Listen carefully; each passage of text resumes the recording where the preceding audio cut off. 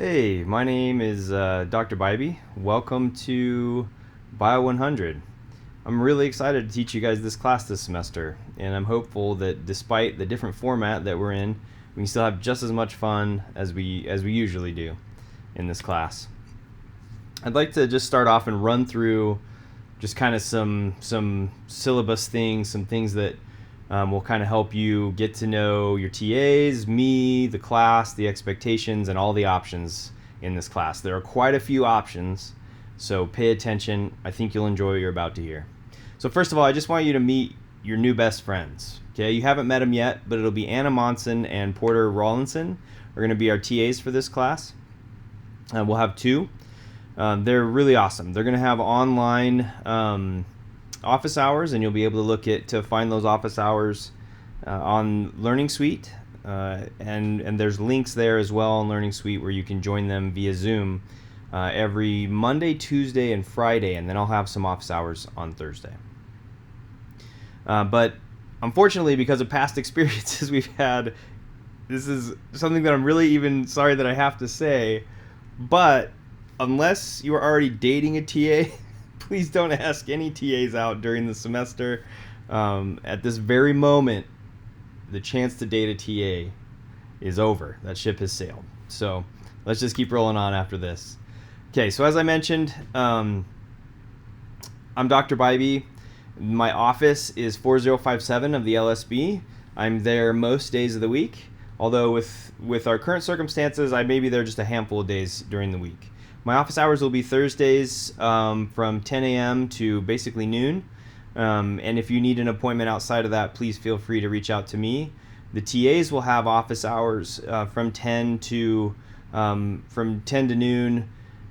Basically, actually, I think that's from 11 to 2. They will have office hours from on Monday, Tuesday, and Fridays. And then there'll be a Wednesday evening TA session from 6 to 8 for those of you who can't make it during the day. But we hope most of you can make it. So I just want to tell a little bit about myself so you can get to know me. My video camera's not running. I apologize. I'm actually making this in my concrete cellar in the basement of my house, so it's not much to see anyway, but I'll probably do these more for either outside or in the office going forward, so there's more to look at. But I served a mission in France a long time ago, and I also have 7 children, as you can see here. And if you're good at counting and looking at genders really quickly, you'll see that I have 1 boy and 6 girls. Now, they are absolutely awesome. I love them to death. We actually just returned from a year-long sabbatical in France where we put them all in French schools, and they were really good sports, and they all learned French, and we speak French in our home from time to time. My education, I did my undergraduate here at BYU, and at the time, BYU was ranked the #1 stone cold sober university for like 11 years straight. I think we're up to 22 now, I guess. And I went from that to the University of Florida, which was ranked the #1 party school in the nation. So you can imagine the contrast that I saw coming from BYU to the University of Florida. Nevertheless, we totally 100% fell in love with the University of Florida. And for those of you who are curious of whether I'm a Florida fan or not, here's your answer. These are our twin girls in the swamp enjoying a Saturday afternoon in Gainesville, Florida. So I am an evolutionary biologist. That's what I do. You're going to see that theme come up again and again and again throughout our class. And it's not only because I'm an evolutionary biologist, but just because evolution is kind of the thread that weaves together all of biology. My special focus is in insects. This is me in the middle of a field in Peru. And we have a really bright light, and we have insects coming down to this light, and we're picking them off. This light, this sheet here that's very reflective of light. We're picking them off and collecting them into vials and bringing them back to BYU where we do DNA research on them. But I don't just do DNA, I also work on fossils. So this wing right here is actually about 12 inches long and about 3 inches wide. This is a representative of the largest group of insects to have ever lived on Earth. They had a wingspan of about 27 inches in total, so about the size of a hawk. They don't exist anymore, unfortunately, but we do have evidence of them in the fossil record, and I get to study them as part of my lab. I'm really excited about it. I also study vision, so I'm very interested in the evolution of color visual systems in insects. We've done a lot of work in dragonflies and work in beetles, and even in butterflies as well. And we'll talk about some of this as we go throughout the semester. My lab's really fortunate that we've been able to travel around the world. So far, we've been to 43 countries, and we have at least 2 more planned, although with the current situation, we're not quite sure when that's going to work out for us. But we usually travel to anywhere from, I think we did 12 countries one year, but we usually do 4 to 5 countries a year where we go and travel, and we either work in museums or we collect insects and bring them back to BYU and work on them. So some of the highlights, well, I shouldn't say highlights, just some of the places we've been, because they're all basically highlights. We've been to Rwanda, which was a really awesome place. These are a couple of undergraduate students here. Here on the right is Mikey. He's now pursuing his medical degree at the University of Utah. And this is Yelena, who was an undergraduate at the time, who's now pursuing a PhD at the University of Georgia. And then this was my graduate student at the time, my PhD student, Haley Whiteman. And then this was my postdoc at the time, Nathan Lord, who's now a professor at the University of Louisiana. So one of the cool parts about this trip is in Rwanda, when you go there, it's heavily populated. So the hillsides are often look like this.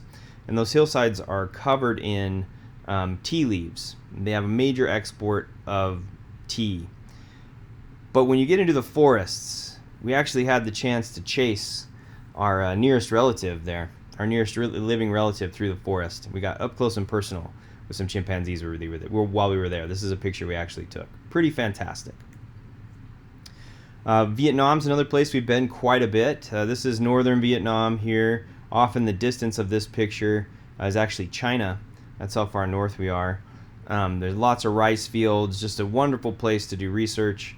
And this is my office here on the right. You can see these 2 pictures. This is my office for about 3 to 4 months out of the year. I'm in a tropical jungle somewhere collecting dragonflies and fireflies and other insects. You come across some really cool things while you're there.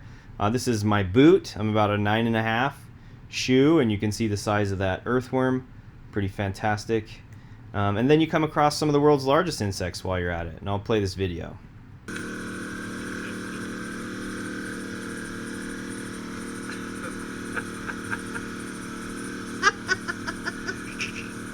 That's cool. Alright, off the face, buddy. Off the face. It's a belly bug. Yeah, I'm not sure how cool it was. It was really cool until he got up towards my face. I think then it kind of creeped me out a little bit, I'll be honest. But still, one of the largest insects in the world. When you go to these places, you just find amazing things that you don't see at home sometimes. We've been to Argentina and Australia. Australia's a cool place to work because you get to see things like this. While you're out doing field work, you get surprised. We also really enjoyed doing work in places like Argentina. So this right here is Neopetalia. It's an incredibly rare species of dragonfly that is found only in central western Argentina and central Chile.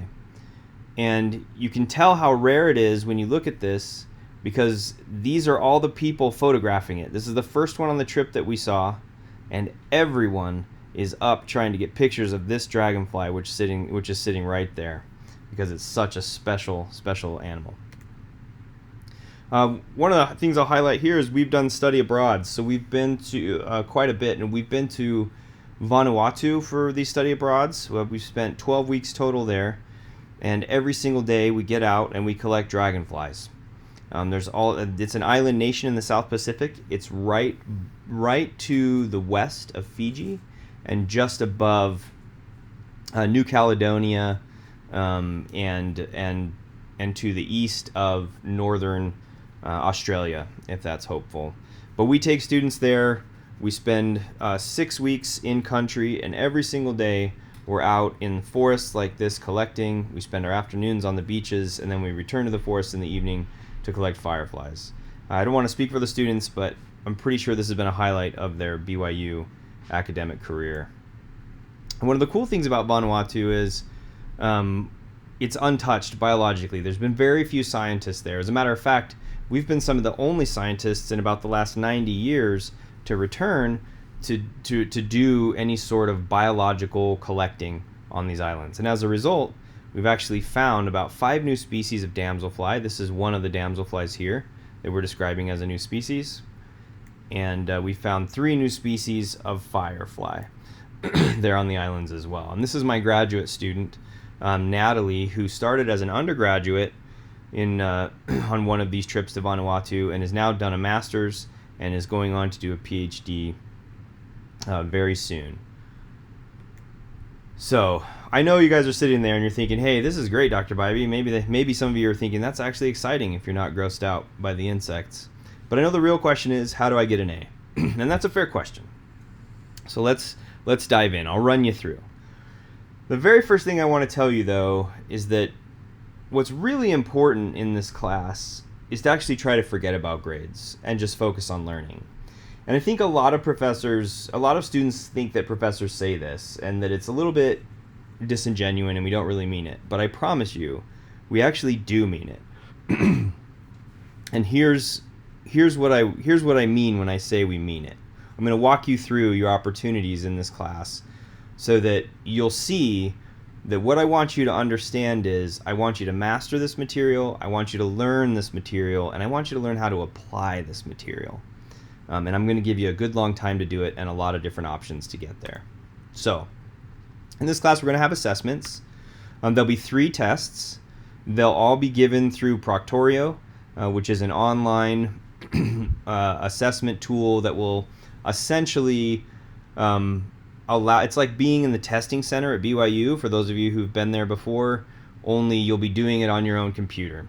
Your computer while you're taking the exam, you won't be allowed to Google things on your computer. Your video will also monitor you and won't allow you to look at your phone and things like that. If you do look at your phone, I'll get a flag that you looked at your phone during the exam. So just be careful. And there'll be more details about that. It's really no different than taking an exam in the testing center at BYU. The exams will be composed of multiple choice and application questions. You may drop one of these exams, more on that in a second. The focus is really to help you improve throughout the semester. That's why we have these exams. But all exams, because our class is on demand and you can essentially take this class as quickly as you would like, or wait, as long as you would like. Life gets busy. Things might need to be bounced around a little bit.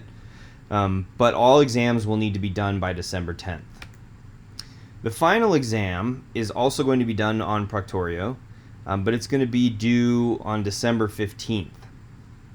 And it's going to be comprehensive, although it will focus mostly on the last few chapters that we cover after the 3rd midterm. It's the same format as the other exams. It's just 200 points instead of 75 or 100 like the other exams. Okay, so don't freak out too much. I know that looked like a lot of examinations. So if you feel like that's a lot, I'm about to give you some options where you can weigh and figure out how you want to approach the class. So then there's 5 different options. The first option is what we call the consistent performer. So this is essentially raw points. So you get about 10% for watching the lectures, doing the reading, doing the homework, taking the quizzes, and about 35% in assessments, those would be the midterms, and about 30% on the final exam. That's what your grade's made up of. Okay? But we've actually run some statistics, and we know that this is only best for about 0.5% of the class. So we want to offer some other options that will help you actually learn throughout the course of the semester, stay focused, and be able to recover no matter what happens at any point. So number 2 is the improver. So this is essentially, if you look at this, it's a little bit different, right? You're still graded on your attendance, which is for this semester is essentially watching the lectures. You're graded on reading, you're graded on homework, quizzes, but but we're only going to take your top 2 exams, and we're going to put a lot of emphasis on the final exam, about 45%. Now, some of you guys are freaking out, and you're like, oh my gosh, final exam, 45% of my grade. We actually find that this is best for almost 42% of the class, that this is the best grade for them. Number 3 is the late bloomer. So this is 20% will be on watching the videos, reading, doing homework, quizzes, but you'll notice that we don't include any exams here. This is 55% of the final exam is your final grade. And this is actually best for about 33% of the class. And then number 4, this is the self-teacher. We call this the good luck option, where 40% of the top 2 exams make up your grade, and then 60% of the final exam make up your grade.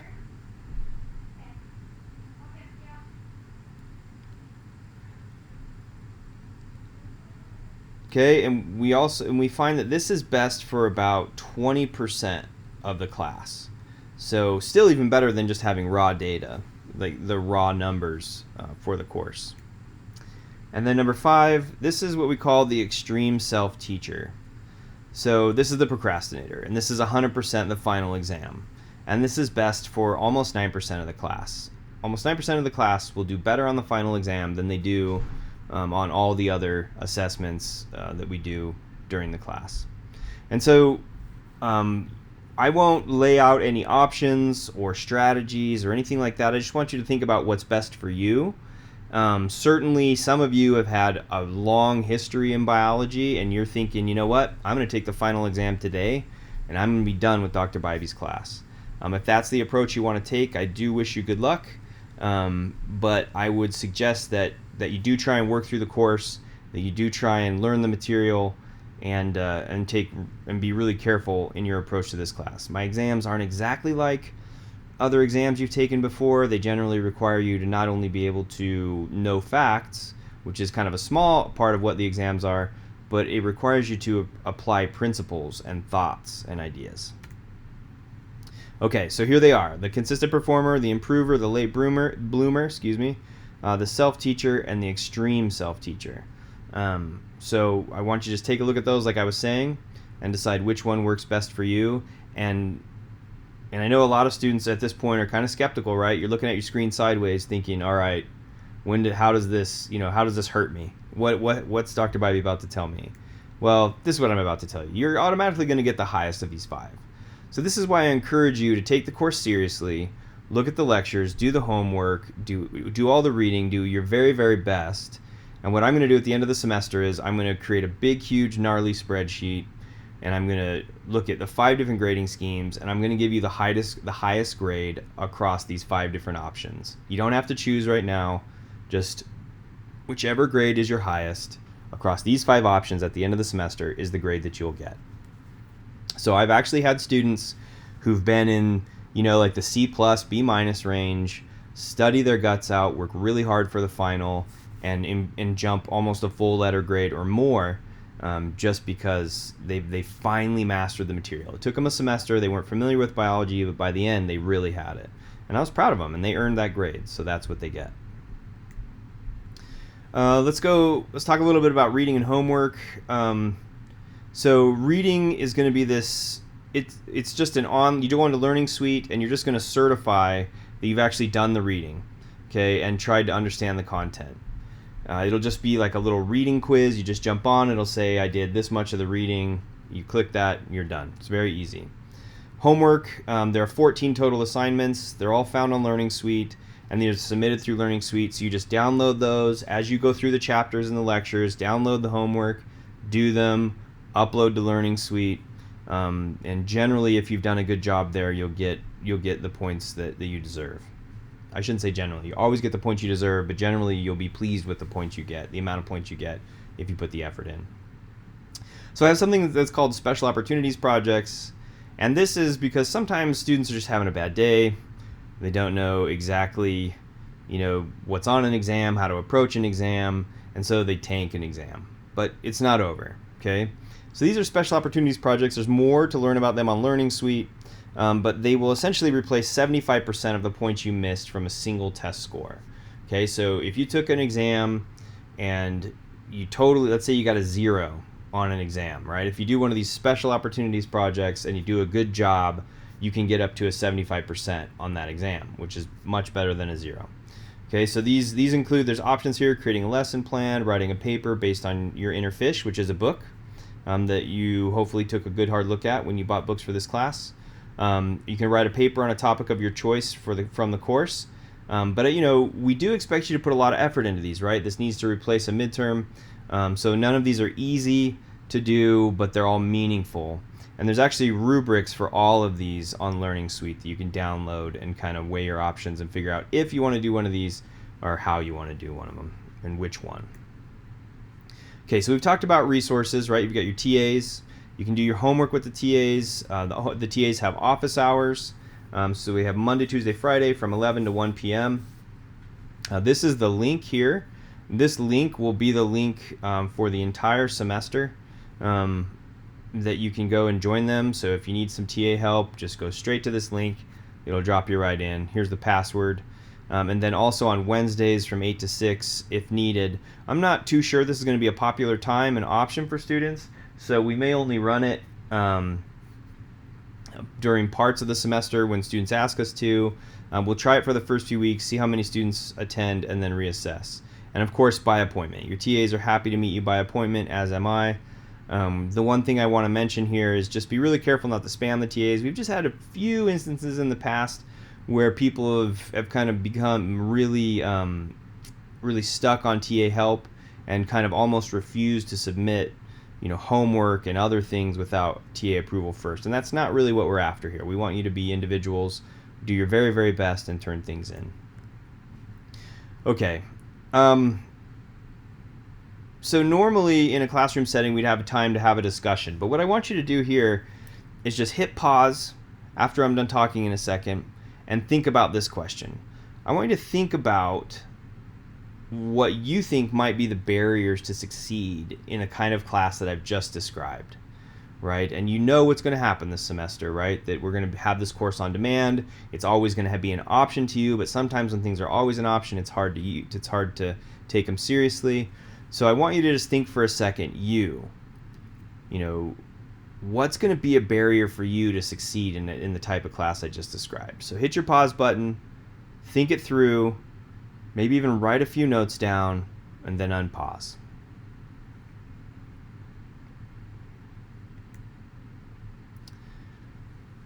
Generally in the past when I've done this with students, students have said things like, well, it looks like we can get a decent grade all the way up to the end, so it's really hard to take the course seriously, it's really hard to invest in the course, and they were all afraid of being burned. And I can tell you right now that generally speaking, students of mine in the past who have not taken the course seriously or let it sit for a long time have been burned. I mean, the course requires a decent amount of critical thinking, and so it's really important to take the lectures seriously.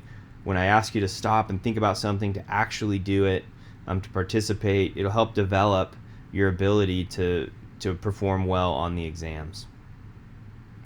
And I'll just underline a few things here. So this course is a bit different, right?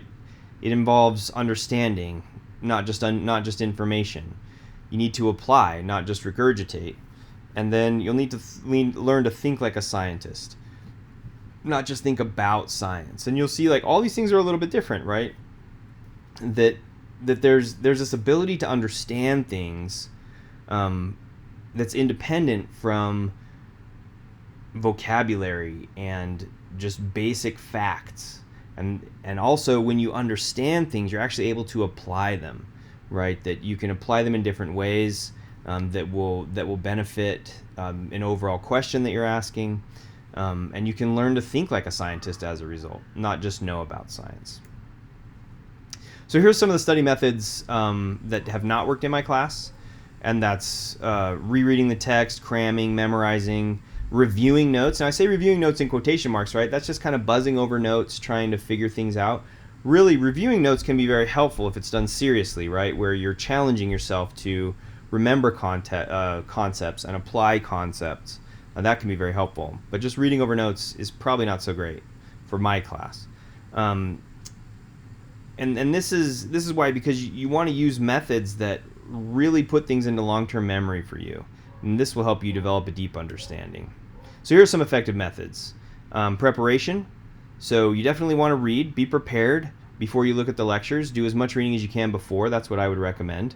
You want to participate, right? You want to listen to the lectures. You want to say things in the lectures that are challenging to you. You want to just say it out loud, talk it through, write it down, draw it, apply it. Whatever works for you, you want to be able to create as much hands-on learning as possible, and oftentimes doing multiples of these things is really important. And that kind of leads to this next one, which is practice. Maybe a bit redundant with participation, but participation happens once, practice happens more than once, right? So be sure to say it, write it, draw it, apply it more than once, and you'll feel a lot more comfortable in the material. Get feedback. Go to your TAs, meet somebody in the class virtually. Try your very best to kind of get feedback. How am I doing? What, this is what I think. What do you think? Where are we right? Where are we wrong? A lot of iteration, going over this again and again, right? This participation practice, that all includes iterations, and then cooperation, right? So getting feedback not only from TAs and me, but from others, and then cooperation. This requires working with others who are kind of your peers, those in the class who are struggling along with you. So let's kind of dive in a little bit. Let's start actual chapter 1, okay?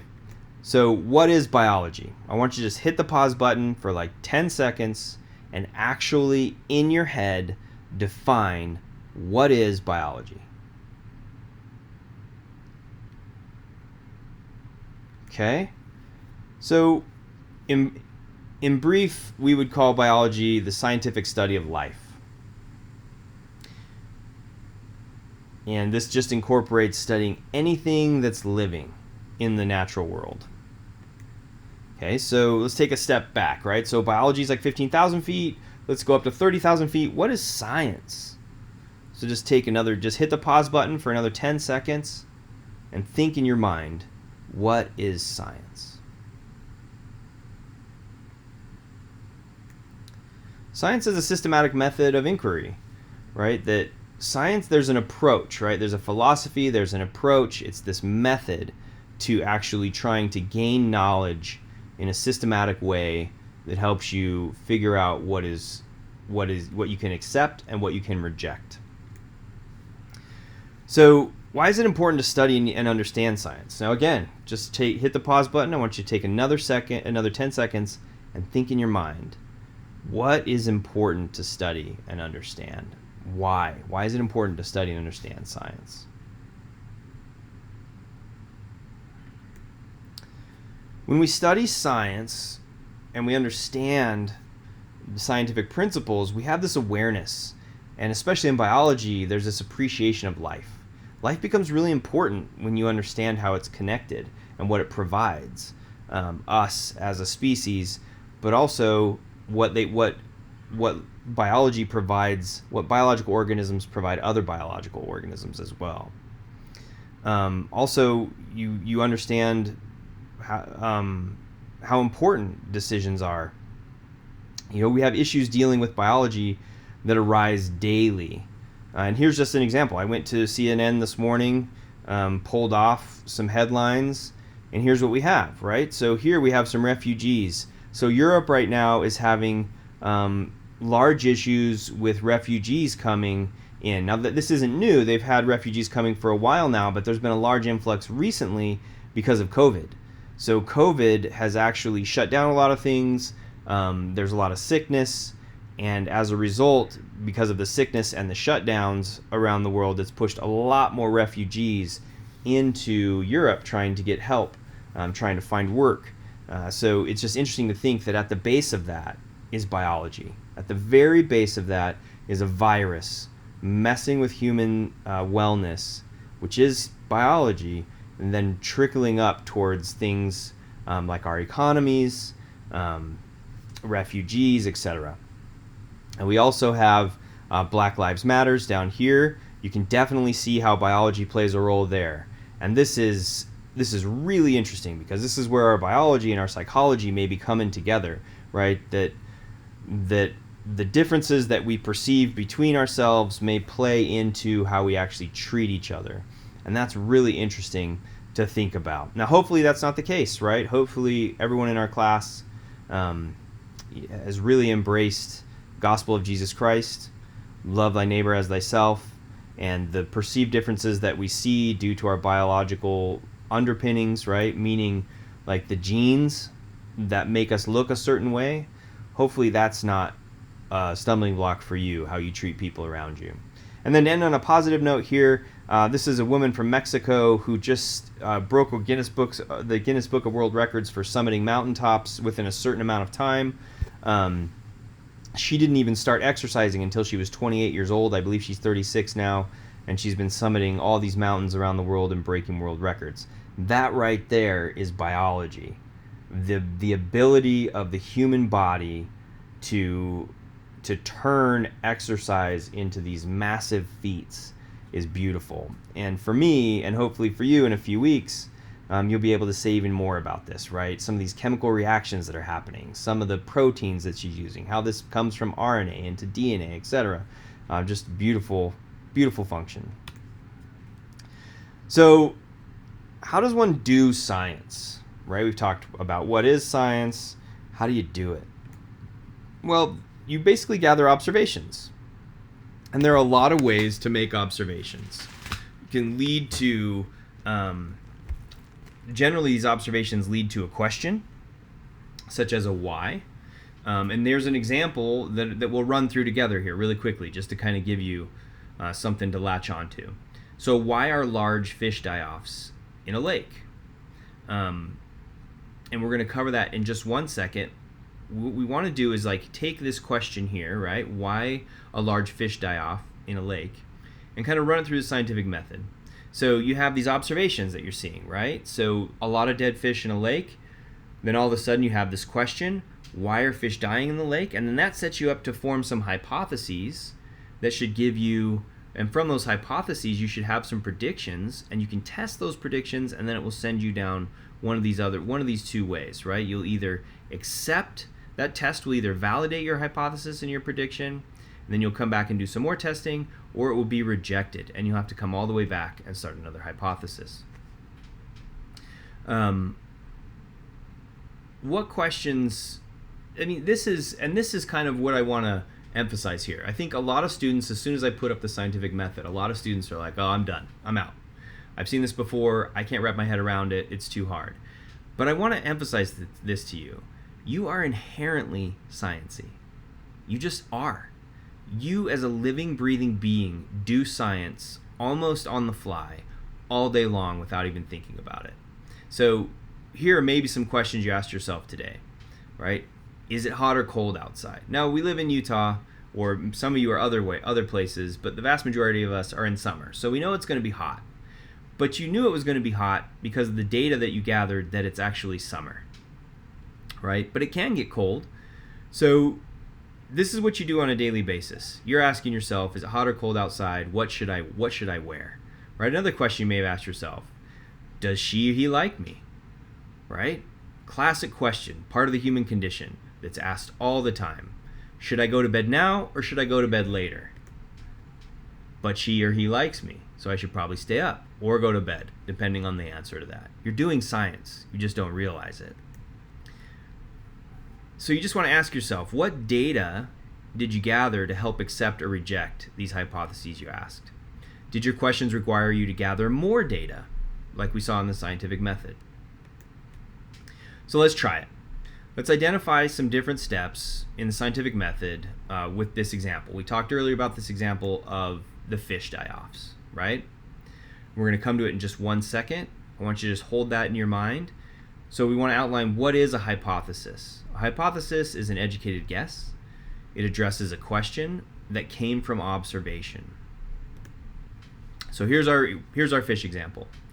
And our question is, why are fish dying? We've seen them dying, we know they're dying, why are they dying?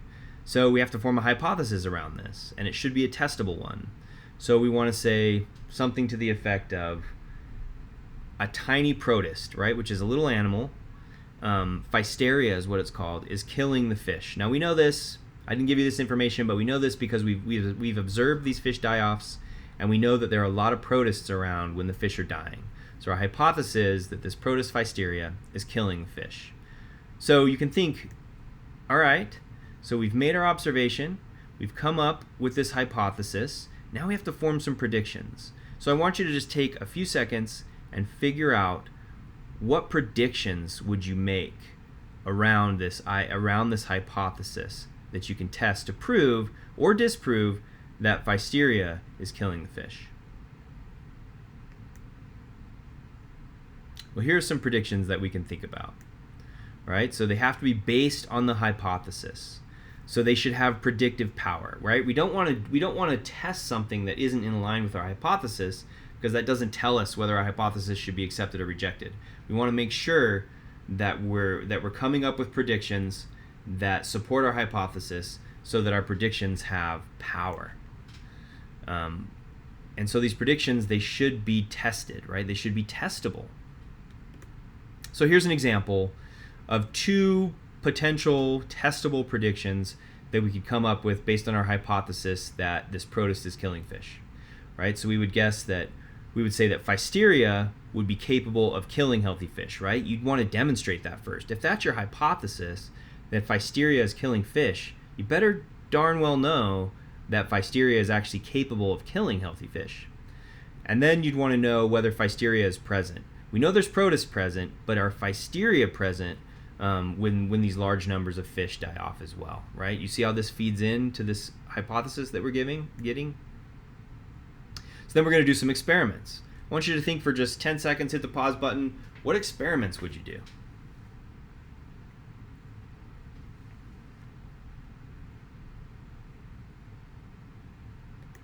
Okay. These experiments should be designed to test the predictions. Remember, right? The predictions are based on the hypothesis, so we really need these tests to be able to be indicative of whether our predictions are correct or not. So here's some good predictions, right? That would lead to good experiments. So the results should either support or refute the hypothesis.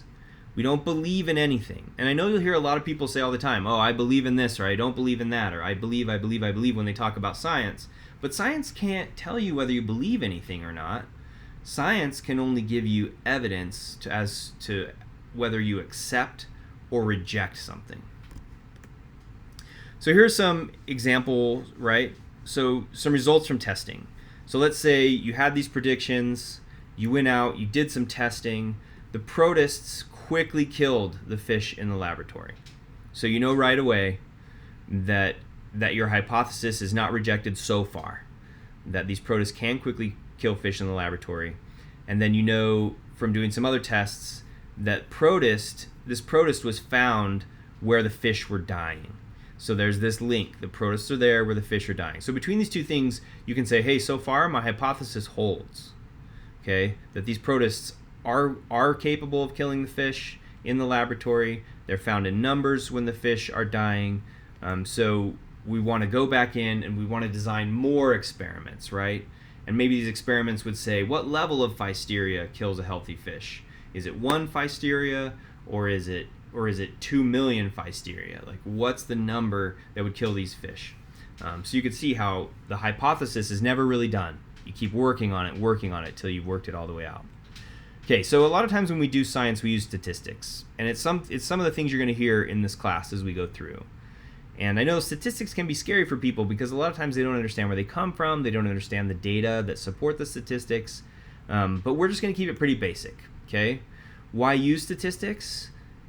Statistics have this amazing ability to summarize data from a large sample. So you could have millions and millions and millions of samples, and you can have one number that can summarize the data for those samples. And generally that number is what we call statistically significant, meaning that that the result we're finding within our data is significant, meaning that there's a very strong relationship between the data that we're observing and the outcome that we're seeing.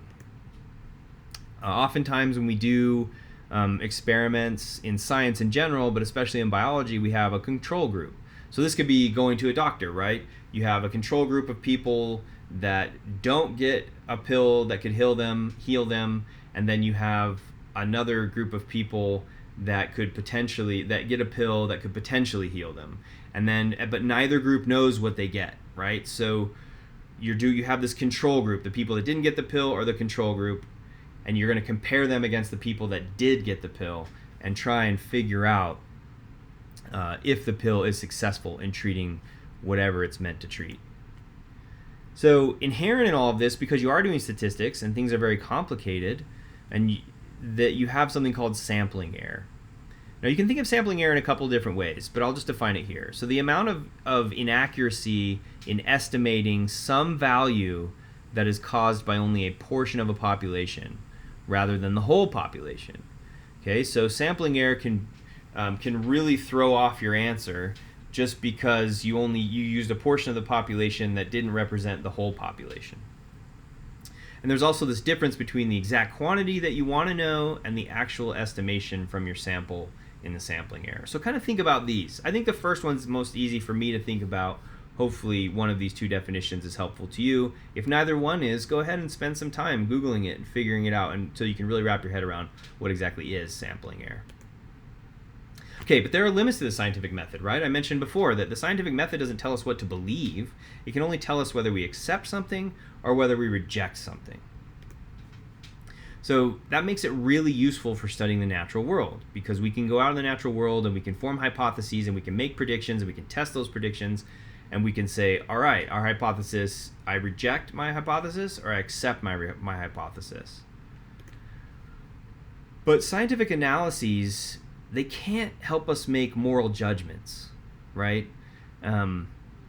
Although this information can give us ideas and data, they don't help us make moral judgments.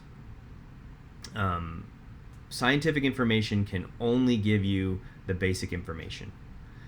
They don't also prove or disprove faith-based beliefs, right? You can't prove or disprove that the Holy Ghost is there. You can't prove or disprove that God lives, at least not scientifically, right? Because you have to have data, tangible data, what we call empirical data. You have to have that to be able to actually test something using the scientific method. And then it also scientific analyses can't really help you determine personal aesthetic values.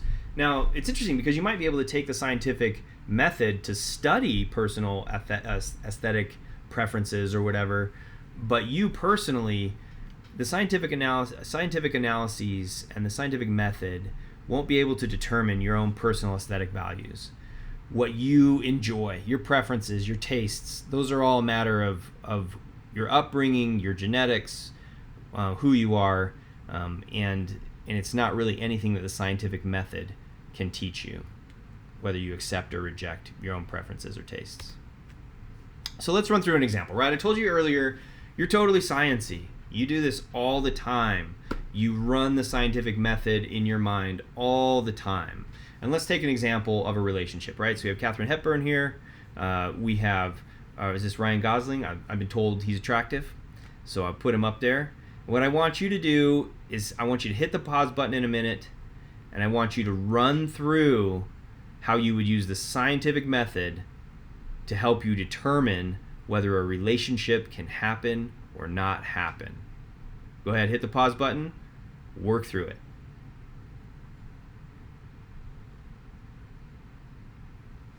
Okay, so this is how it might go, right?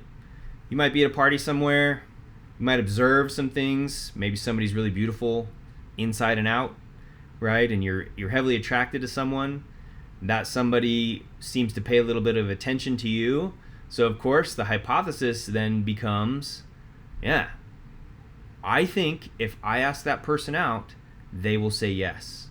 So you got to test this, right? So what are the predictions you're gonna have? Well, I kind of already gave it to you, right? Because your hypothesis is this person likes me. And now the prediction is if I ask them out, they will say yes. So you test it. And then If you get rejected, you know you're going to have to go all the way back up here, right? And reevaluate your hypothesis. If you are accepted, then you can go down here and you can do further tests, right? So let's say you're accepted, so you've been on a couple of dates, like you're like, all right, every time I've asked, this individual has said yes, so I'm going to keep testing. I don't know what you're going to do next. One time I asked one of my classes and some dude from the back yelled out, I'm going to kiss her, right? Totally ridiculous. Guy went after all the cookies, but maybe that's where he was in his hypothesis testing, in his scientific methods. So I want you to think about this, right? You really do this all the time. You just don't think about it this way. So here's another example I want you to think about. Now, I'm not going to give you any real background on this. I'm just going to tell you this is what's called a winter flounder. Okay, they have the ability to camouflage, change their coloring to try and match their background.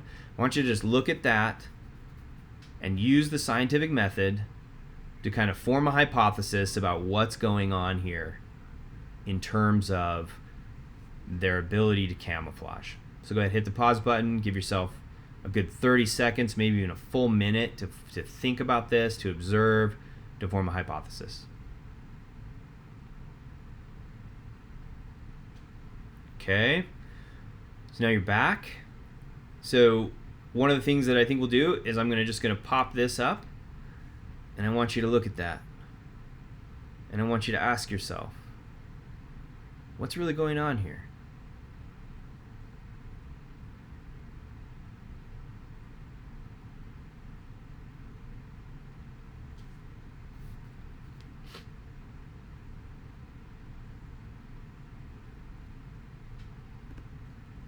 And I want you to go back to the scientific method, okay? And I want you to think, right? You observed, you made a hypothesis, and we didn't really push you to ask predictions or test. I just showed you something, right? But I want you to go with this image right here. I want you to come back and think about this now. So you've done these observations. You have a little bit of data. Make a hypothesis. What are you going to predict, and how are you going to test to understand how these fish actually camouflage themselves? Okay? And that's it. That's going to be it today. We're going to stop here, and hopefully this was helpful and insightful, and I really hope that you are taking the time to use the pauses as we go through to really think deeply about this. It's going to be important when it comes to the exams.